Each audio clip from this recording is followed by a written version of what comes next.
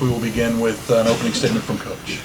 Well, I'm very proud of our team for bouncing back after last night's disappointing loss to, find a way to even the series and, give us a chance to play one more day. And, at the end of the day, our guys understand that, it's about winning 2 games. And it's nice to answer today. It all started on the mound.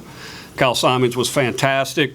We started the game, with a bang offensively with J.B. Moss, scored a couple more runs with a mistake they made defensively. And, I thought Kyle, once he got through the second inning with runners at first and second, nobody out, settled in, did a really nice job, and we were able to attack a couple runs on late to extend the lead. And Chase Vines did a nice job finishing the game up for us.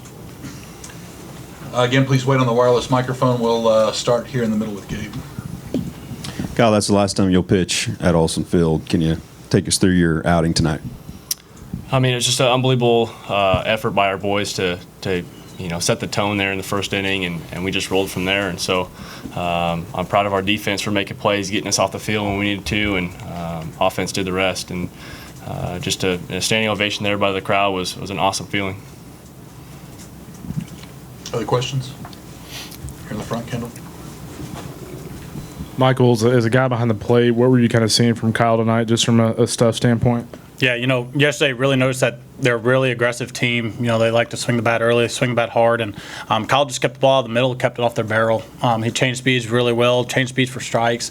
And anytime you do that, you're going to be really effective. And biggest thing, I think, he had fastball command to both sides of the plate. He kept the ball down and kind of got to move their feet, so we got to free up the other side of the plate. But he did an outstanding job commanding the zone for us tonight. Zach. Coach, 4 home runs for your squad tonight. Hunter also getting a home run. How nice was it to see him kind of break out of that little slump he's been having? Well, very nice. He had a hit last night, and, nobody cares more than Hunter Melton, and nobody works harder and wants to be a contributor than Hunter Melton. And, he had a really good at-bat with 2 strikes. He didn't miss a mistake. But, it's just nice to do what we're capable of offensively and, Okay. Mike, when you were here last night, you said you weren't ready to take that uniform off. You showed that with your toughness and everything behind the plate, also with the home run, but 4 senior home runs, and then what Simonds was able to do. Can you take us through what the seniors did to make sure to extend their day? Yeah, I know. After the game last night, we all just kind of reached out to each other in the team group text and just kind of said, listen, we're not ready to be done yet. We're all in this together, and there's no reason we should be done yet. The only team that, is going to make this happen is ourselves. So we came out today, just pulled our hat down and got after it. Obviously, JB set the tone offensively with that home run in the first, and then obviously Kyle came out and just shoved. So it was a outstanding effort by the 1 through 9. Honestly, it wasn't just the seniors. 1 through 9 was absolutely incredible for us tonight. Go to Rich in the back, and then we'll come back here to the front. Rich. Coach, last night Michael said it all starts with batting practice. Did you notice something different tonight than last night, when you guys first got out there? Well, they were certainly focused yesterday, and, TCU deserves all the credit for the outcome of yesterday. And they were focused again today. We played better defense. We threw it over the plate. We didn't give them free base runners and got some timely hits. I mean, and that's the game that we play. It's why we don't play 1 a week. We play as many as we do. But the guys were very locked in and ready to go today, just like they were yesterday, and they will be tomorrow. Travis. Michael, your helmet took a little abuse tonight. Walk through what happened there, what you were experiencing, and has that happened to that magnitude to you before? Yeah, second time in 2 weeks, I guess. Yeah. So, but I think it happened in the regional last week, and obviously after I had my concussion, I had to use the, hockey scully, I don't know what they call it, but I had to use it, and you know what they call it. and, the soft mask. I had to use a soft mask, and just obviously for a little bit more protection. But it exploded and got a new one. I used a 2-piece, which I was really fired up about for about an inning, and then Coach Hutch came in and gave me my red, white, and blue mask, so it kind of looked like a clown out there. But that's all right. Whatever gets us a win, right? Kendall.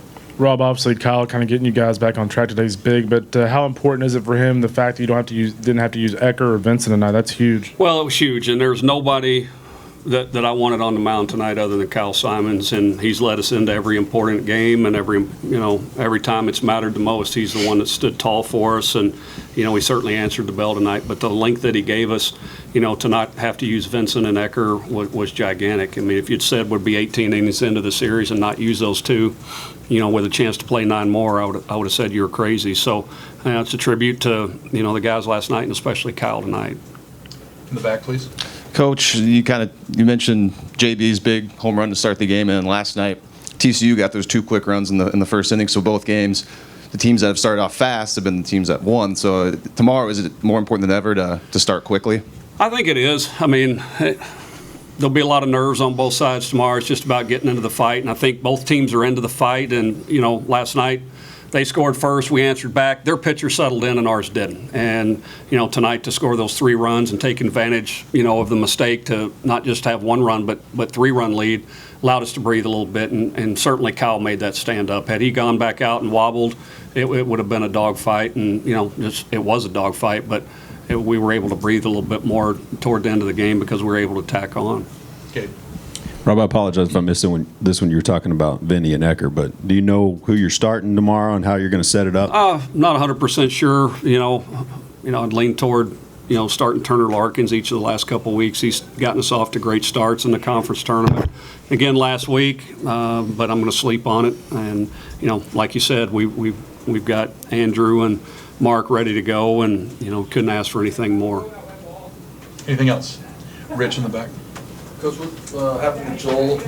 What happened to Joel, and what's his status for tomorrow? Not sure. I mean, we're going to get him checked out by our doctors, and just took a funny swing, and it was a little bit higher than a hamate bone would indicate. So we're going to take some X-rays, and he'll see the doctors, and we'll know more later tonight or in the morning. Did the ball hit him? No. Anything further? Gentlemen, congratulations. Thank you very much.